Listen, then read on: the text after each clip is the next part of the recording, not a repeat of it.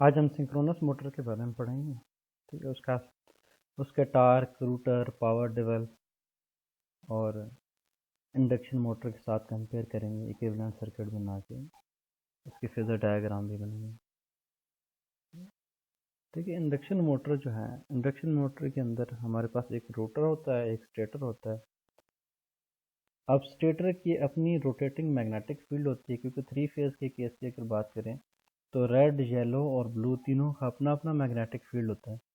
ठीक है, वो सारे मिल के इकट्ठे होकर एक मैग्नेटिक फील्ड बनाते हैं और वो क्या करते हैं, रोटर के साथ इंटरेक्ट करते हैं, जिसकी वजह से स्पीड मोटर मूव करती है।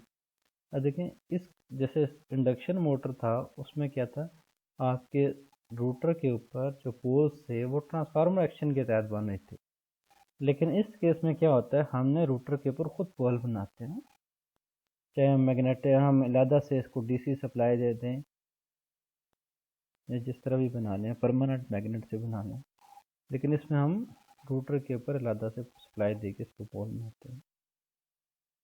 और रूटर के साथ हम क्या करते हैं, रूटर का मटेरियल हम स्टील का मटेरियल ज़्यादातर चूज़ करते हैं हिस्टैरिसीस लॉसेस को कम करने के लिए, और रूटर के अंदर हम एक टेम्पर वाइंडिंग भी यूज़ करते हैं स्टार्टिंग के काम को आसान बनाने के लिए। अच्छा, इसकी दो टाइप्स हैं। टाइप्स भी इनकी मेनली रूटर के हिसाब से ही हैं कि अगर साइलेंट पोल होगा तो साइलेंट पोल सिंक्रोनस मोटर होगी, अगर नॉन साइलेंट पोल होगा तो नॉन साइलेंट पोल मोटर होगी। अब देखें, ये वाला साइलेंट पोल मोटर रूटर है ना, अब ये नॉन साइलेंट आपको नज़र आ रहा है, दोनों में डिफरेंस नज़र आ रहा है ना, इसके पोल्स दूसरी तरह बने हैं। तो इन्हीं दोनों के लिहाज से इसकी टाइप्स भी होती हैं। अच्छा, यहाँ पे एक चीज़ मैंने शो की है, इलेक्ट्रिकल फ्रीक्वेंसी और मैकेनिकल फ्रीक्वेंसी में क्या फ़र्क होता है। अब देखिए, यहाँ दो पोल पेयर्स हैं, दो पोल। अब जब रोटर एक चक्कर घूमता है यहाँ से नॉर्थ से साउथ, साउथ से नॉर्थ, नॉर्थ से फिर साउथ, तो दो पोल पेयर में से गुजरा, तो यहाँ पे इलेक्ट्रिकल फ्रीक्वेंसी के लिहाज से देखें, यहाँ से यहाँ तक एक साइकिल पूरा हुआ, इधर से इधर तक 2 साइकिल पूरे हुए। लेकिन मैकेनिकली इसने क्या किया, एक ही चक्कर घूमा। तो मैकेनिकल जो एंगल होता है वो होता है P type electrical angle. P क्या है, नंबर ऑफ पोल्स पेयर। ठीक है, इस केस में 2 हो जाएगा, अगर 2 से ज़्यादा पोल पेयर होंगे तो उसी लिहाज से मल्टीप्लाई हो जाएगा। अब जो स्पीड होती है रेवोल्यूशन पर सेकंड, ठीक है, अब जितने उसी लिहाज से जितने पोल्स होंगे, अब देखें ना, यहाँ पे 2 साइकिल्स हो गए तो फ्रीक्वेंसी इसकी 2 साइकिल पर सेकंड होगी, तो वो भी पोल्स पे डिपेंड करती है। अच्छा, सिंक्रोनस मोटर की ये खसूसियत है, ये एक तो ये या तो फुल सिंक्रोनस स्पीड पे चलती है और या फिर क्या होता है, बिल्कुल नहीं चलती। ठीक है, लेकिन दूसरा मसला इसका ये है कि ये सेल्फ स्टार्टिंग नहीं है। तीसरा इसका फ़ायदा ये है कि ये उसको हम लैगिंग, लीडिंग और यूनिटी पावर फैक्टर तीनों पे चला सकते हैं।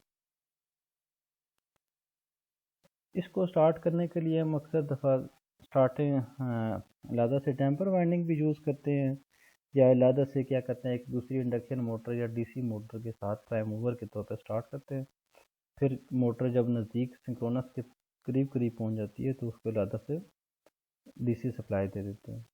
ठीक है, स्टार्टिंग टार्क क्या होता है, जो मोटर के बिल्कुल जैसे स्टार्ट होती है तो वो वाला टार्क होता है ना। अच्छा, टार्क की टाइप्स देखते हैं। स्टार्टिंग टार्क होता है, जैसे स्टार्टिंग टार्क को ब्रेक अवे टार्क भी कहते हैं, कि उस जगह के ऊपर जब मोटर को फुल सप्लाई दी जाए और मोटर चलना शुरू हो जाए। ठीक है, इसी तरह रनिंग टार्क है, जैसे जैसे इसके नाम से ज़ाहिर है कि मोटर के नॉर्मल ऑपरेशन के दौरान जो टार्क होता है उसको रनिंग टार्क कहते हैं, जिसको मोटर की स्पीड और हॉर्स पावर से फाइंड कर सकते हैं। पुल इन टार्क, अब देखें, सिंक्रोनस मोटर को नॉर्मली बाज़ दफ़ा इंडक्शन मोटर के तौर पर भी चलाया जाता है, मतलब स्टार्ट एज इंडक्शन मोटर करते हैं और फिर उसको क्या करते हैं, स्क्विरल केज रोटर के साथ, और एंड उस पर फिर सप्लाई दे देते हैं, थोड़ी सी डीसी सप्लाई दे देते हैं, तो वो क्या करती है, जो वो स्पीड जो इंडक्शन मोटर से सिंक्रोनस तक जाने के लिए टार्क उसको चाहिए होता है, उसको हम कहते हैं पुल इन टार्क। इसी तरह पुल आउट टार्क होता है, पुल आउट टार्क वो मैक्सिमम पॉसिबल टार्क है जो हमारा सिस्टम जो है, जो हमारी मोटर है वो सिंक्रोनिज्म के अंदर अंदर रह के अचीव करती है, ठीक है, मैक्सिमम जो पॉसिबल है। उसके बाद क्या होता है, रुक जाती है। मोटर के जनरल स्टार्टिंग प्रोसीजर्स हैं, देखें जैसे अभी मैंने बताया कि शुरू में क्या करते हैं, एक लादा से ड्राइव लगा देते हैं, लादा से मोटर लगा देते हैं, उसके साथ इंडक्शन मोटर लगा देते हैं। इंडक्शन मोटर के बाद फिर उसके बाद हम इसको क्या करते हैं, डीसी सोर्स से लादा सप्लाई देते हैं, ठीक है। और दूसरा क्या काम कर सकते हैं, इसको डैम्पर वाइंडिंग दे देते हैं, एक एक्स्ट्रा वाइंडिंग लगा देते हैं। तो स्टार्ट में हम इसको एक लादा से डैम्पर वाइंडिंग के तौर पर लगाते हैं, मेन वाइंडिंग के अलावा एडिशनल वाइंडिंग। तो इससे हम इस मोटर को डिजायर्ड पावर फैक्टर के साथ भी ऑपरेट कर सकते हैं। अच्छा, इसके कुछ एडवांटेजेस हैं इंडक्शन मोटर के ऊपर ना। पहली बात तो ये पावर फैक्टर करेक्शन के लिए यूज़ होती है, ये एफिशिएंट ज़्यादा है as compare to induction motor के, बट यूनिटी पावर फैक्टर के ऊपर, ठीक है। इसकी अब देखें इंडक्शन मोटर के केस में हमें क्या करते हैं, इलेक्ट्रो इंड्यूस्ड ईएमएफ रूटर पे मिलती है। अब यहाँ पे दोनों पे अलग अलग होते हैं, तो हम इस केस में हम क्या कर सकते हैं, जो रूटर और स्टेटर के बीच में एयर गैप ज़्यादा रख सकते हैं। ये तीनों पावर फैक्टर पे ऑपरेट करती है, ठीक है। लेकिन कुछ इसके नुकसान भी हैं कि इसको अलग से डीसी एक्साइटेशन चाहिए होती है, इसमें हंटिंग का इशू होता है, या तो मोटर चलती है या फिर बिल्कुल रुक जाती है।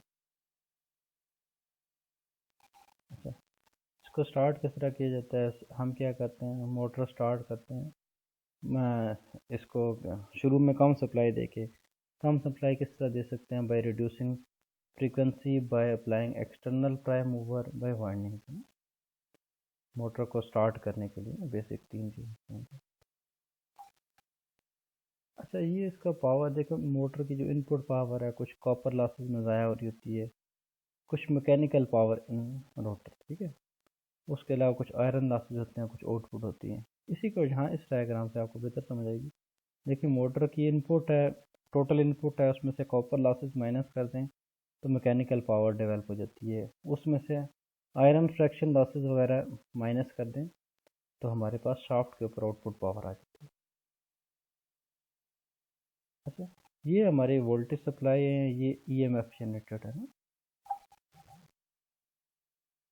अब देखें, ये वोल्टेज सप्लाई है, ये ईएमएफ जनरेटर है ना।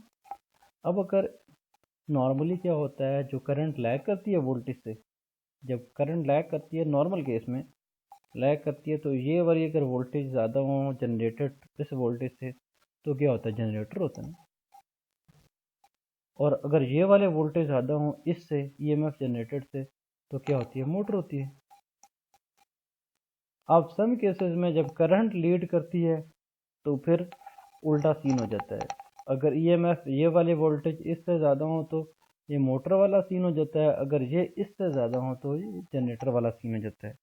लेकिन हम इसको क्या कहते हैं, ये ओवर एक्साइटेशन है नॉर्मल केसेस में जनरेटर, और ये अंडर एक्साइटेशन है, इसी तरह ये अंडर एक्साइटेशन है और ये ओवर एक्साइटेशन है। इसी तरह एंगल क्या होता है, देखें अब यहाँ पे आपको ये सिग्मा नज़र आ रहा है, ये ई एफ और वोल्टेज के बीच में जो एंगल है उसकी बात कर रहे हैं। पॉजिटिव का मतलब है ई एफ लीड कर रहा है, नेगेटिव का मतलब है वोल्टेज लीड कर रहे हैं, जो टर्मिनल वोल्टेज है वो लीड कर रहे हैं। नॉर्मली ई एफ के साथ देखें, ई एफ के साथ रेजिस्टिव का ड्रॉप और इंडक्टर ड्रॉप दोनों ऐड कर दीजिए। अब ये मोटर का एक इक्विवेलेंट सर्किट बनाने की कोशिश की है, रेजिस्टेंस है, इंडक्टेंस है, आर्मेचर है, फील्ड की वाइंडिंग है। तो देखें ई बी के साथ जो टर्मिनल ये यहाँ पे वोल्टेज हैं, ये वोल्टेज क्या होंगे, कुछ इंडक्टेंस का ड्रॉप इसमें ऐड करने, कुछ रेजिस्टेंस का ऐड करने। तो हमने क्या किया, ये रेजिस्टेंस का ड्रॉप और ये इंडक्टेंस का ड्रॉप आपस में तीनों को ऐड करके ई बी प्लस इंडक्टेंस का ड्रॉप प्लस रेजिस्टेंस, ये इंडक्टेंस का ड्रॉप और ये रेजिस्टेंस का ड्रॉप ऐड करके टोटल वोल्टेज मिल गया। अच्छा, हम इस रेजिस्टेंस की वैल्यू बहुत लो होती है तो उसको अक्सर केसेस में इग्नोर भी कर देते हैं, अगर नोर कर दें तो ई बी प्लस आई ए एक्सेस बन जाता है। अब यहाँ पे देखें, इस यहाँ पे ना ये जो ए बी है, ए से बी तक है, ये क्या है जी, ये यहाँ ये वाला ए से बी। अगर आप देखें यहाँ से ये वाला वी है, यहाँ से यहाँ तक का डिस्टेंस और यहाँ से यहाँ तक का डिस्टेंस सेम है। उस लिहाज से देखा जाए तो ई बी का ये साइन कंपोनेंट भी है और आई ए एक्सेस का ये कॉस कंपोनेंट भी है। तो ये लिख दिया ई ए का साइन कंपोनेंट और आई ए एक्सेस का कॉस कंपोनेंट। तो देखो ना, आई एक्सेस के साथ ये वाला थीटा और इसके लिहाज से हमने यहाँ से नहीं चेक किया। अब साइन और कॉस कंपोनेंट दोनों तरफ वोल्टेज मल्टीप्लाई कर दिए। जब इधर और इधर वोल्टेज मल्टीप्लाई कर दिए तो पावर क्या होती है, P is equal to V I cos theta. तो ये वी आई और कॉस थीटा किसके इक्वल हो गए, पावर के। तो ये आएगा P I into access.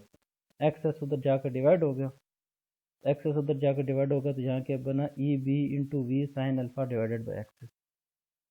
E B sine alpha. अब ये सिंगल फेज के केस में है तो 3 फेज में इसको 3 से मल्टीप्लाई कर देंगे, 3 से मल्टीप्लाई कर दिया। इसकी मैक्सिमम वैल्यू तब होती है जब ये अल्फ़ा 90 होता है, यानी कि ये ओवरऑल ये साइन की वैल्यू 1 हो जाती है। तो तब क्या होगा, 3EBV into sine 3EBV divided by x. अगर कॉपर लॉसेज इग्नोर कर दें तो यही इनपुट पावर मैकेनिकल पावर के बराबर बन जाती है। तो यहाँ से टार्क की वैल्यू फाइंड करते हैं, T is equal to P over omega या NS। ठीक है, ये उसकी रोटर की स्पीड है। ये जो आपको मैंने बताया था FS डिवाइडेड बाई P के इक्वल होती है। तो यहाँ PM की वैल्यू मैंने डाल दी। ठीक है, अब देखें इस केस में जब इसके ऊपर लोड बढ़ेगा, जब इसका लोड बढ़ेगा तो एंगल बढ़ेगा। वह ई एफ और वी के बीच में जब एंगल बढ़ेगा तो करंट की रिक्वायरमेंट बढ़ेगी। जब करंट की रिक्वायरमेंट बढ़ेगी तो थीटा बढ़ेगा। तो हमारा पावर फैक्टर क्या हो जाएगा, थीटा बढ़ने से लीडिंग से लैगिंग की तरफ चला जाएगा। तो ये उसके हमने 2 डायग्राम्स बनाए। अच्छा, अगर इसी डायग्राम को अगर फ्रेम के एक्सिस के लिहाज से बनाया जाए, एक को डी एक्सिस कह दिया, एक को क्यू एक्सिस कहते हैं।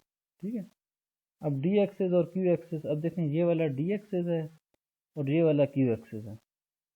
तो डी एक्सिस और क्यू एक्सिस की करंट दोनों अलग कर दिए, एक डी एक्सिस वाला ड्रॉप ले लिया, एक क्यू एक्सिस वाला ड्रॉप ले लिया। डी एक्सिस वाला देखें ना, अब ये बात है, अब देखें डी एक्सिस के लिहाज से ड्रॉप जो होगा वो वाई एक्सिस पे जाएगा और वाई एक्सिस वाला ड्रॉप एक्स एक्सिस के हिसाब से जाएगा। तो ये दोनों आपस में ऐड कर लिए, ये डी एक्सिस वाला भी ड्रॉप इसमें ले लिया और क्यू एक्सिस वाला भी ले लिया। अच्छा, यहाँ पे लिखा हुआ है x into I Q, x into I Q, ये वाला जो है ये किसके इक्वल है, v इंटू साइन थीटा। देखें ये v की वैल्यू है, ये v की value into sine of sigma, यानी कि देखो ना ये वाला जो कंपोनेंट है ये इसका साइन कंपोनेंट है। तो ये चीज़ v इंटू साइन सिग्मा लिख दिया। यहाँ से हमने आई क्यू की वैल्यू फाइंड कर ली। अब नीचे वाली वैल्यू क्या है, E F plus I D into x T, ये क्या है, v का कॉस कंपोनेंट है। यहाँ से हमने आई डी की वैल्यू फाइंड कर ली, ऊपर से आई क्यू फाइंड किया, यहाँ से आई डी फाइंड किया। अब जो टोटल करंट है I V is equal to P is equal to V I cos theta होता है। अब आई डी और आई क्यू की फॉर्म में कन्वर्ट हो गया। तो यहाँ से हमने क्या किया, आई डी और आई क्यू की ये वाली दोनों वैल्यूज इसमें पुट कर दी और यहाँ से हमने पावर निकाल ली। ठीक है, आई डी और आई क्यू की वैल्यू पुट करके पावर निकाल दी। अब टार्क होता है, torque is equal to P over omega. 3 phase के केस में 3p बाय ओमेगा। अब ये ओमेगा मैकेनिकल है तो ओमेगा इलेक्ट्रिकल क्या होता है, omega S divided by P. तो ये नंबर ऑफ पोल्स हैं और ये p पावर है। इसमें p की वैल्यू ये डाल दें तो हम टार्क निकाल सकते हैं इस केस में। अच्छा, अगर L S L D equal हो तो वो नॉन साइलेंट पोल होती है, एल क्यू बड़ा हो तो वो रिलक्टेंस होती है, वो होती है, हाँ ये क्या नाम है, PM होती है। अगर एल क्यू छोटा हो तो रिलक्टेंस होती है। इसी तरह अगर एफिशिएंसी के एक्साइटेशन के लिहाज से ना उसका एंगल भी फ़र्क होता है। इसी कुछ एप्लीकेशन हैं पावर फैक्टर करेक्शन में इस्तेमाल की जाती है। कांस्टेंट स्पीड के तौर पर और वोल्टेज रेगुलेशन में इस्तेमाल करते हैं।